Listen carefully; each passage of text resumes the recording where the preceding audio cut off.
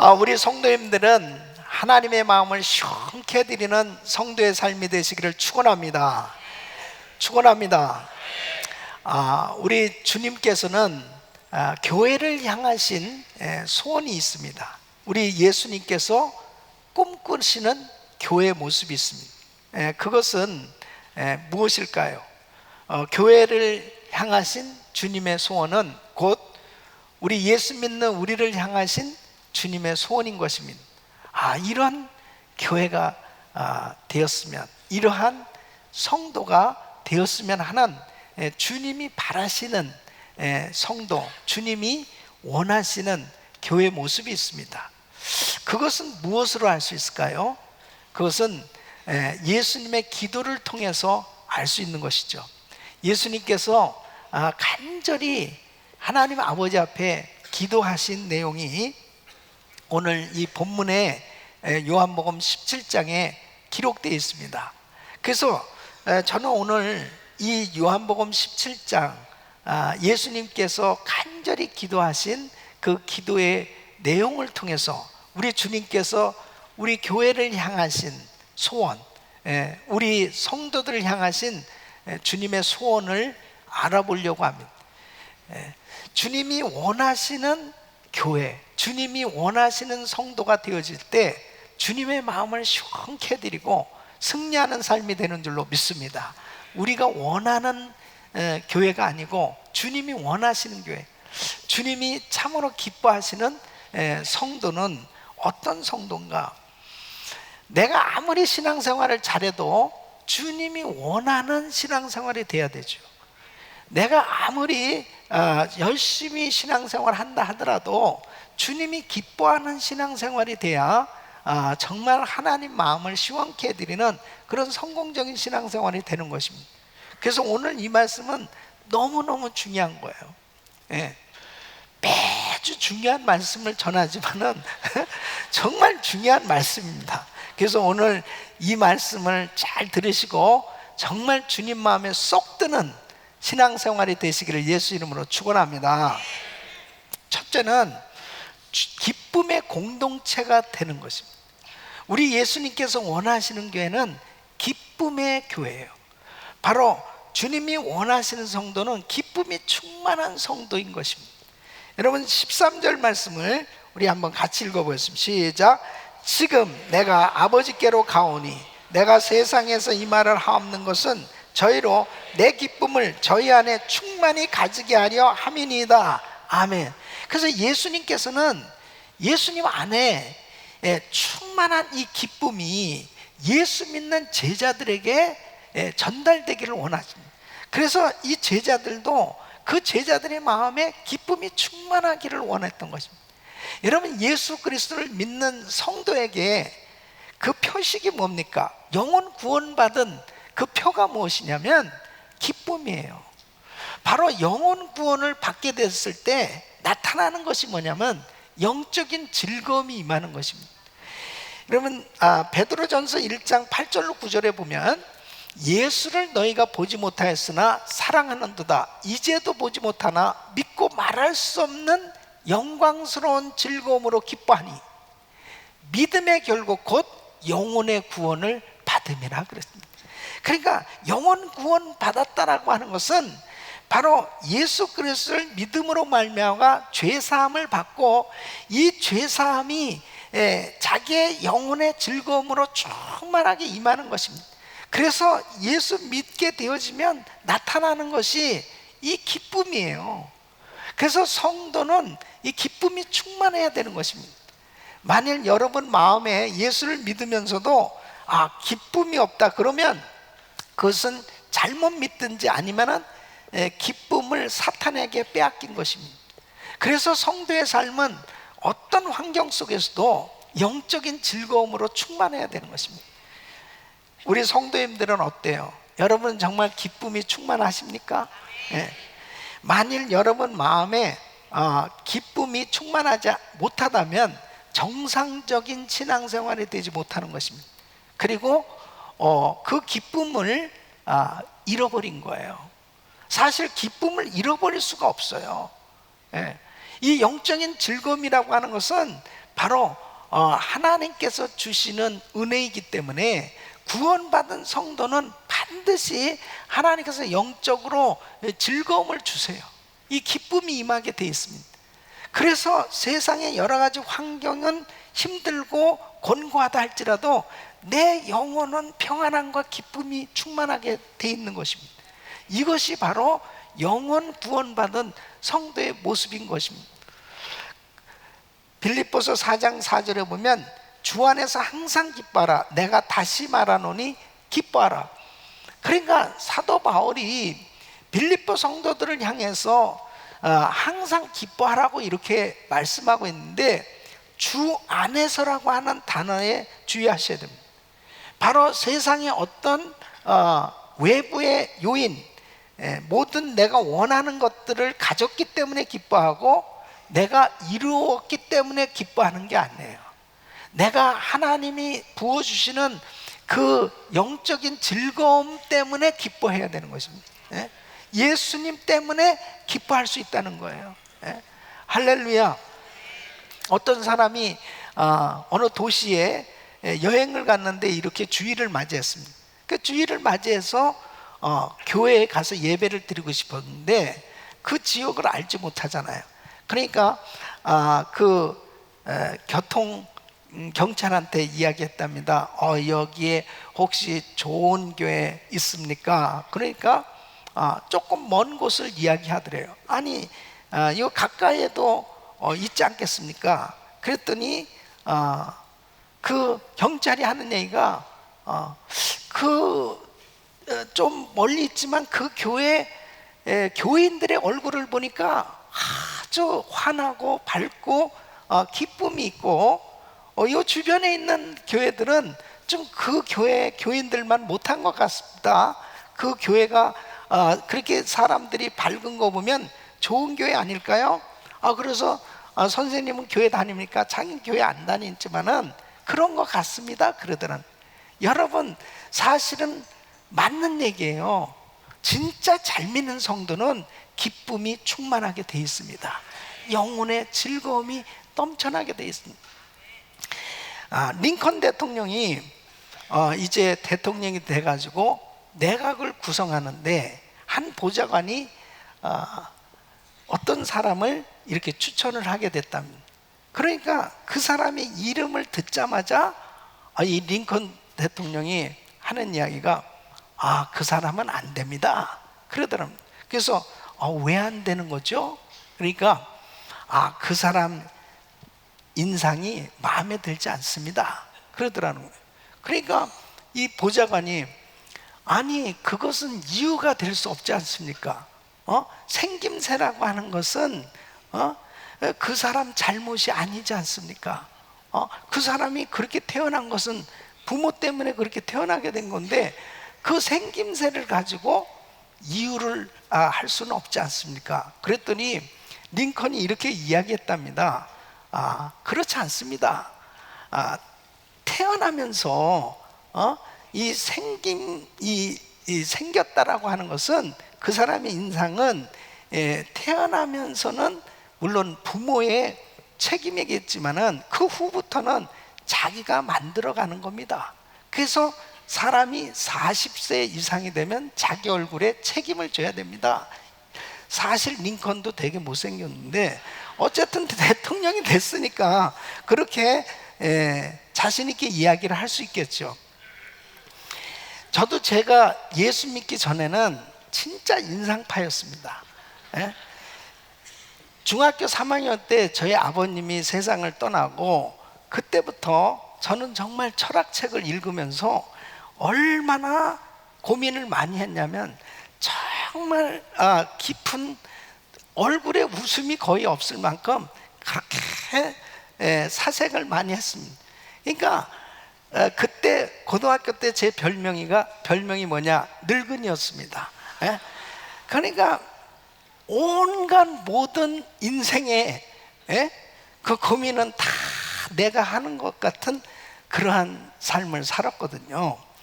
근데 예수를 딱 만나고 나니까 이 죽음에 대한 두려움이 다 사라지고 이 죄에서 자유함을 얻고, 그리고 그 주님이 주신 은혜로 저에게 임한 것은 정말 기쁨이었습니다.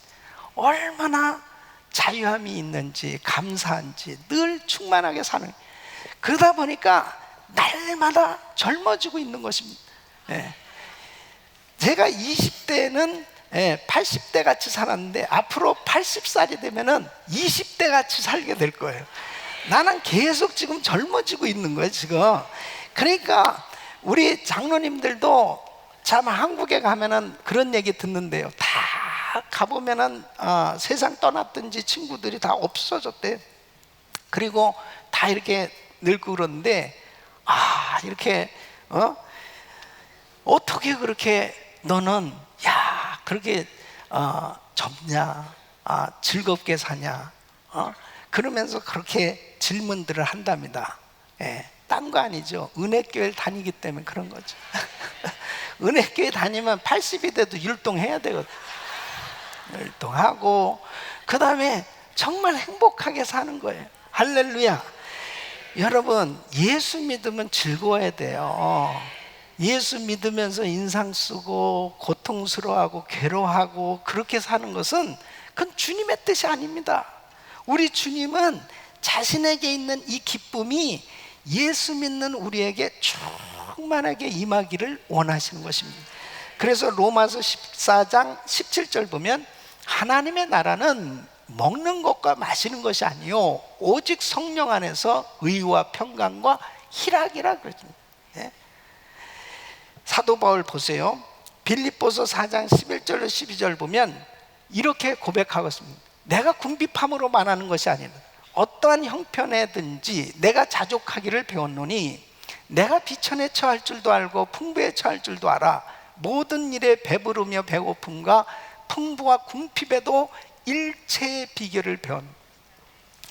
자신은 정말 예수 믿고 기뻐할 게 하나도 없어요. 매를 맞고 매를 가난하고 힘들고 어렵고 그 복음 전하면서 정말 그가 처한 환경은 참 고통스러운 환경이었습니다. 그런데 자기는 정말 자기의 모든 삶의 일체 비결을 배웠다는, 어떤 환경 속에서도 자족하고 그리고 항상 기뻐하고 감사했어요. 그래서 사도행전 16장에 보면은 복음 전하다가 잡혀서 매를 맞고 감옥에 갇혀서도 찬양하는 바울의 모습을 보세요. 그 마음에 기쁨이 충만한 줄로 믿습니다. 우리 성도님들의 삶이 어떤지 한번 생각해 보세요. 만일 여러분에게 예수를 믿으면서 기쁨이 사라졌다? 잘못 믿고 있는 거예요. 여러분 마음에 평강이 없다? 잘못 믿고 있는 겁니다. 우리 주님이 원하시는 교회는 기쁨이 충만한 교회요, 원하는 성도는 기쁨이 넘치는 성도인 줄로 믿습니다. 두 번째는 거룩한 공동체가 되는 것입니다. 거룩한 성도라는, 주님이 원하시는 교회는 거룩한 교회라는 것입니다. 자, 14절로 19절 우리 큰 목소리로 같이 읽습니다. 시작. 내가 아버지의 말씀을 저에게 주었사오매 세상이 저희를 미워하여 싸우니 이는 내가 세상에 속하지 아니함 같이 저희도 세상에 속하지 아니함을 인함이니 내가 비옵는 것은 저희를 세상에서 데려가시기를 위함이 아니요 오직 악에 빠지지 않게 보존하시기를 위함이니 내가 세상에 속하지 아니함 같이 저희도 세상에 속하지 아니하였사옵나이다. 저희를 진리로 거룩하게 하옵소서. 아버지의 말씀은 진리니이다. 아버지께서 나를 세상에 보내신 것 같이 나도 저희를 세상에 보내었고 또 저희를 위하여 내가 나를 거룩하게 하오니 이는 저희도 진리로 거룩함을 얻게 하려 함이니이다. 아멘. 그래서 이 14절 말씀 보면 세상에 속하지 아니함은 그랬습니다.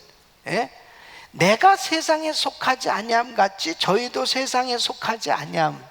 이 세상에 속하지 않는다는 것은 세상에 사는 성도가 어떻게 세상에 속하지 않을 수 있습니까? 근데 세상에 속하지 아니함, 이 뜻은 구별된 삶을 의미하는 것입니다. 분명히 세상에 살고 있지만 구별됐다는 거예요. 하나님의 자녀들은 이 세상에도 구별된 백성인 줄로 믿습니다. 그 이유가 뭔지 아세요? 예수 믿는 우리에게는 주의 보혈이 있는 거예요. 그래서 예수 믿는 우리에게는 주의 보혈의 뿌리심이 있어요. 그래서 믿지 않는 사람하고 같이 지내지만 믿는 사람은 주님의 보혈로 정결함을 받은 겁니다. 거룩하게 된 거예요. 이미 하나님께서 구별한 하나님의 백성으로 인쳐 주신 것입니다. 중요한 것은 뭐냐? 바로 거룩함을 지키는 것이 중요하단 말이에요. 이 계속 더러워질 수 있어요. 오염되어진 이 세상 가운데 우리가 더럽힘을 받을 수 있어요. 그래서 더럽혀진 것들을 바로 주님의 보혈로 씻고 하나님의 말씀으로 거룩하게 되는 줄로 믿습니다. 우리 예수님 보세요. 히브리서 4장 15절에 보면 우리에게 있는 대제사장은 우리의 연약함을 체홀하지 아니하는 자가 아니요 모든 일에 우리와 한결같이 시험을 받은 자로되 죄는 없으시니. 우리 예수님이 하나님이세요. 근데 우리 예수님께서 이 땅에 오셔서 제자들과 어떻게 지내셨습니까? 예수님 뭐 하나님이시니까 잠도 안 주무시고 먹지도 아니하시고 뭐 먹는 양식이 따로 있고 그게 아니죠. 제자들하고 같이 먹고 주무시고 아프셨고 모든 것들을 다 체후를 하셨어요. 그런데 뭐라고 말씀해요? 죄는 없으시니라. 우리 주님은 구별되셨단 말이에요. 그러니까 하나님의 교회는 바로 이 세상에 세워져 있지만 바로 주님의 보혈로 구별시켜 주신 줄로 믿습니다. 그래서 우리는 바로 이 죄악된 세상에서 구별된 삶이 되기 위해서는 결단이 필요해요. 결단이. 이 거룩을 지키기 위해서는 결단이 필요한 것입니다. 다니엘이 어린 나이에 바벨론의 포로로 잡혀갔죠. 그 포로로 잡혀가서 자기를 지키기 위해서 왕의 상에서 나오는 음식 안 먹기로 결단하고, 그리고 자기가 우상에게 절하지 않기로 결단하고, 하루에 3번씩 기도하기로 결단하고, 이 결단은 자기가 해야 되는 거예요. 누가 대신 해줄 수가 없는 겁니다. 우리가 주님의 보혈로 씻음을 받고 하나님의 자녀가 됐지만 내가 세상에 있는 동안 더럽힘을 받을 수 있어요. 그렇기 때문에 이 거룩함은 자기가 지켜야 되는 거예요. 이 지키는 건 누가 해줄 수 있는 게 아니에요. 그래서 하나님의 교회도 더러워질 수 있어요. 하나님의 성도들이 더러워질 수 있어요. 그 더러워진 것을 씻고 자기를 하나님께서 거룩함을 주신 이 거룩을 지킬 때 거룩한 교회, 거룩한 성도가 되는 줄로 믿습니다. 이것이 능력입니다. 그래서 하나님의 성도들이 거룩할 때 능력이 나타나는 거예요. 바로 하나님의 교회가 거룩할 때 세상을 향해서 담대하게 회개하라고 외칠 수 있지, 교회가 더러워졌다, 성도가 더러워졌다, 어떻게 세상에 영향력을 끼칠 수 있습니까? 전혀 영향력을 끼칠 수 없는 것입니다. 그래서 우리는 정말 거룩함을 유지해야 되는 것입니다. 우리 주님께서 이렇게 말씀하시죠. 오늘 17절 말씀은 저희를 진리로 거룩하게 하옵소서, 아버지의 말씀은 진리니이다. 근데 요한복음 15장 3절에 너희는 내가 일러준 말로 이미 깨끗하였으니 그랬습니다. 바로 주님의 말씀으로 깨끗함을 받는데, 이 깨끗하게 되어진 이 거룩함은 하나님의 말씀을 통해서 계속 지켜질 수 있다는 말씀입니다. 우리 교회가 이제 바이블 타임을 통해서 우리 성도님들이 계속 말씀을 묵상하고 계세요. 이 말씀 묵상의 놀라운 은혜는 뭐냐면, 이렇게 설교를 들으시면서 내가 정말 나의 삶을 이렇게 돌아보고 점검해보고 이러면서 자기를 돌아보면서도 참 은혜를 받지만, 매일같이 직접 내가 하나님의 말씀을 접하면서는요, 얼마나 이 말씀이 우리를 깨끗게 하는지 몰라요. 요즘은 특별히 이 민수기를 묵상하면서 정말 우리들 자신을 계속 돌아보는 그런 시간을 참 갖게 되잖아요. 그러니까 말씀을 통해서 우리가 깨끗함을 받을 수 있는 것은 데살로니가전서 4장 3절에 이렇게 말씀합니다. 하나님의 뜻은 이것이니 너의 거룩함이라 곧 음란을 버리고, 또 7절 말씀 보면 하나님이 우리를 부르심은 부정케 하심이 아니요 거룩케 하심이니. 그러니까 한 사람 한 사람 성도들을 부르셔서 거룩케 하시기를 원하셨어요. 이것이 하나님의 뜻입니다. 그래야만 이 세상에 영향력을 미칠 수 있기 때문에, 빛과 소금의 역할을 감당할 수 있기 때문에 이 거룩함을 입어야 되는 것입니다. 이 거룩함을 상실하는 순간에는 빛과 소금의 역할을 감당할 수 없습니다. 그런데 보세요, 이스라엘 백성들이 홍해바다를 건넜습니다. 엄청난 기적을 경험했어요. 그런데 모세가 40일 동안 이제 시내산에 올라가서 하나님의 말씀을 받는 시간이 있었어요. 자, 이스라엘 백성들은 어떻게 하나님의 음성을 들었냐면은 모세를 통해서 들었습니다. 모세가 하나님께로부터 말씀을 받아서 전달을 했어요. 근데 이 모세가 40일 동안 시내산에 있는 동안 이스라엘 백성들은 하나님의 말씀을 들을 수 있는 기회가 없었죠. 그때 무슨 사건이 벌어졌습니까? 금송아지를 만들었어요. 여러분, 이게 바로 성도들에게 굉장히 중요한 교훈입니다. 바로 우리가 하나님의 말씀을 매일매일 접하고 매일매일 먹어야죠. 매일매일 하나님의 말씀을 들어야 우리가 바르게 살 수 있지, 말씀을 무시하고 말씀을 접하지 않는 순간에는 우리도 모르게 금송아지 또 만드는 거예요. 또 세상에 그냥 빠지는 겁니다. 그러니까 하나님의 말씀을 때마다 묵상하고, 그리고 하나님 말씀 중심으로 살 때만 하나님이 우리에게 허락하신 이 거룩함을 유지할 수 있는 줄로 믿습니다. 다른 방법이 없어요. 예. 그냥 내가 이렇게 목사라고 그래가지고 저절로 거룩함이 유지되는 게 아니죠. 매일매일 이 말씀을 묵상하고 매일매일 하나님 앞에 예배를 드리면서 주님께서 주시는 진리만이 나를 거룩하게 해주실 수 있고 내 자신을 지킬 수 있는 것이지, 다른 어떤 것으로 내가 거룩하게 될 수 없음을 우리는 분명히 아셔야 됩니다. 그래서 하나님이 원하시는 교회는 거룩한 교회예요. 거룩한 교회는 성경으로 돌아가는 교회, 하나님의 말씀으로 충만한 교회인 줄로 믿습니다. 그래서 우리 성도님들은 정말 이 심령에 말씀으로 충만하셔야 돼. 말씀으로.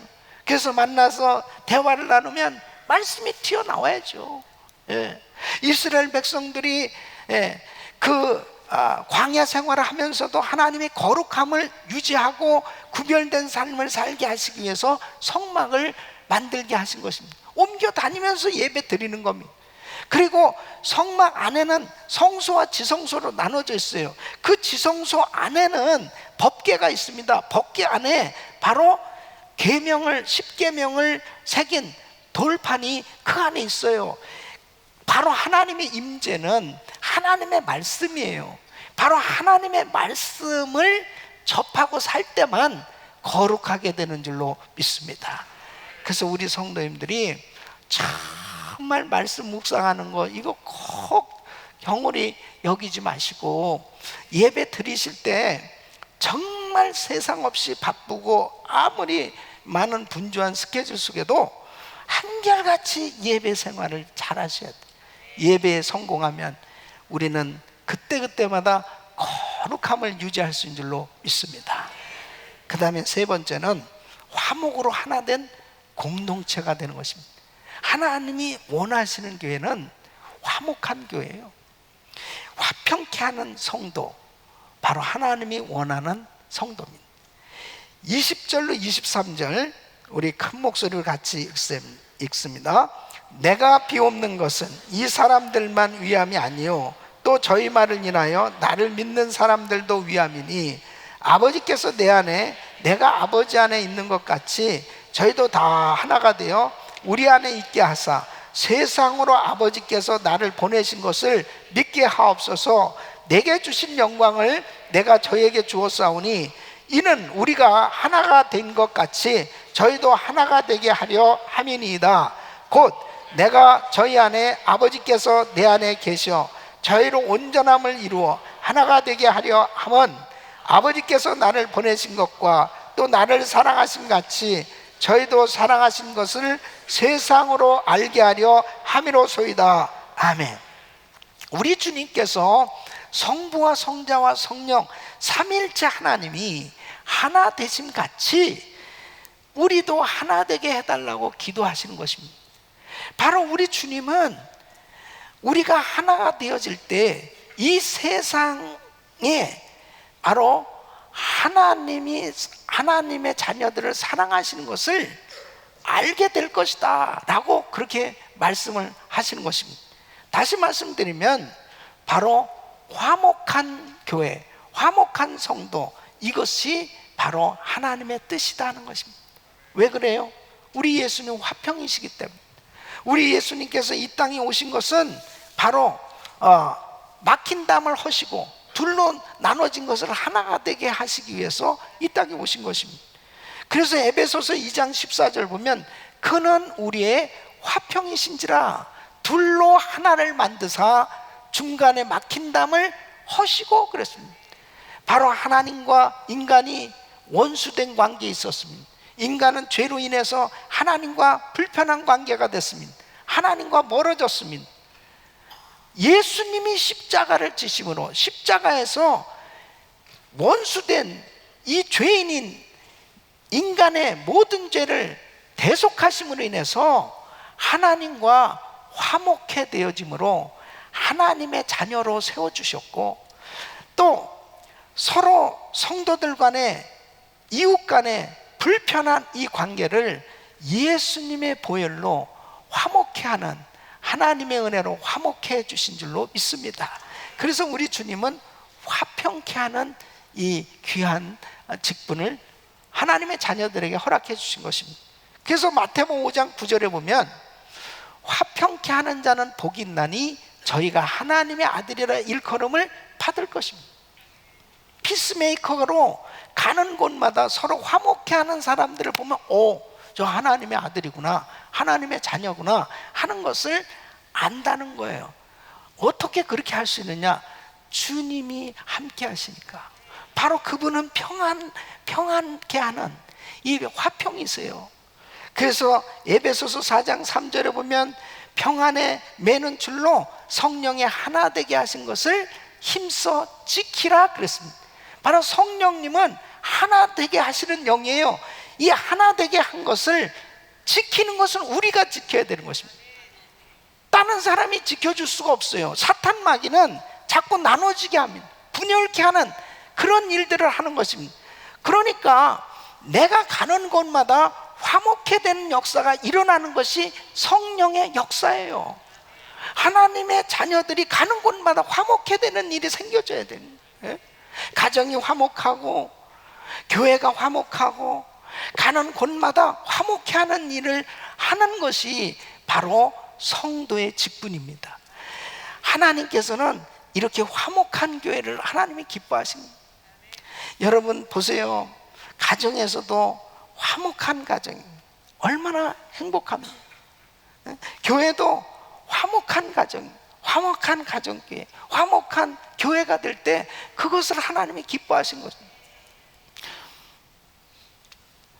가정도 여러 사람하고 사는 것도 아니고 둘이 사는데도